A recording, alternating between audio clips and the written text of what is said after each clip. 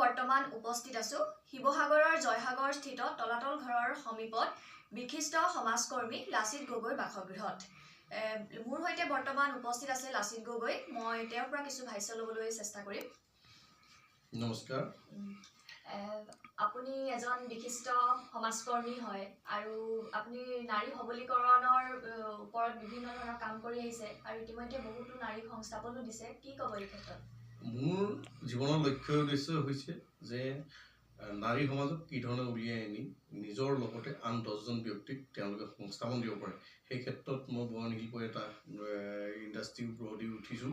তাতে মই প্ৰায় বহু সংখ্যক লোকক ফ্ৰী প্ৰশিক্ষণ দিছোঁ। ভাৰত চৰকাৰৰ ফালৰ পৰা প্ৰশিক্ষণ দি তেওঁলোকে এতিয়া নিজেই নিজৰ ঘৰতে তাঁত বৈ নিজেই কাপোৰ বিকি তেওঁলোকে সংস্থাপন লৈছে। লগতে তেওঁৰ লগতে আৰু দুগৰাকী মানুহকো তেওঁ উলিয়াই দিব পাৰিছে। সেই ক্ষেত্ৰত মোৰ প্ৰয়াস।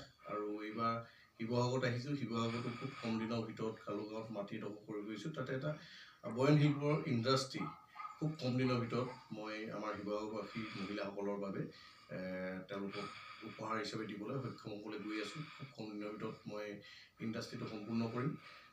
বিশেষকৈ এতিয়া নেকি যেতিয়া বৰ্তমান এতিয়া মই ৰাজনীতিক পথাৰত যেতিয়া নেকি ভৰি দিছোঁ, সেই ক্ষেত্ৰত অকণমান দুদিন পিছুৱাই সেই বয়নশিল্পটোৰ কাৰণে খুব কম দিনৰ ভিতৰত মই সেই উদ্যোগটো স্থাপন কৰি মহিলাসকলৰ নিজৰ লগতে আন 10জন ব্যক্তিক সংস্থাপনৰ লক্ষ্যৰে তেওঁলোকক মই উপহাৰ দিম বুলি মনতে ভাবি ওলাই আহিছোঁ। বিশেষকৈ শুনিবলৈ পাইছোঁ এবাৰ আপুনি বোলে নিৰ্বাচনৰ প্ৰাৰ্থিত্ব আগবঢ়াব।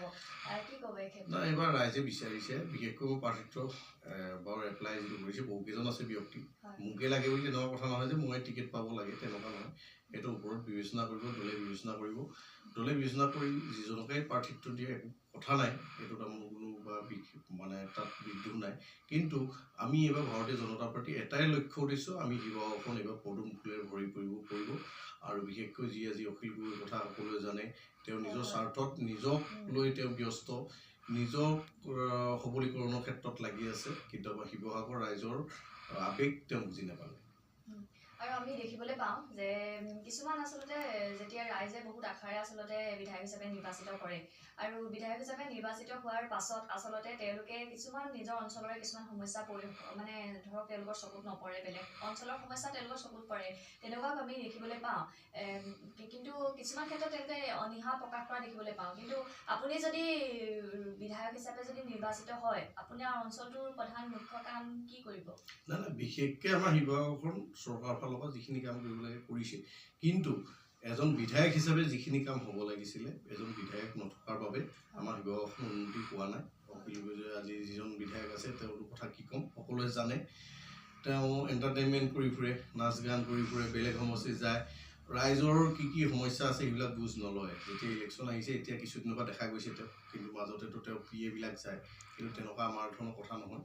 আমি যিখিনি ৰাইজৰ দেখিছোঁ, আমাৰ সাধাৰণ মানুহবিলাকৰ যিমান সমস্যা আছে তেওঁলোকৰ লগত বুজা পৰা, তেওঁলোকৰ পৰামৰ্শ মতে আমি কামবিলাক আগবাঢ়িম। বিশেষকৈ আমাৰ শিৱসাগৰ জিলা যিখিনি পুৰণা কীৰ্তিচিহ্নবিলাক আছে, আমাৰ বিশেষকৈ সেইবিলাক সংৰক্ষণ কৰি আমি যাতে বাহিৰৰ পৰা বিদেশীবিলাক আহি আমাৰ পৰ্যটন বিভাগটো আমি মজবুত কৰিব লাগিব, ইয়াতে থকা মেলা ব্যৱস্থা ভাল কৰিব লাগিব।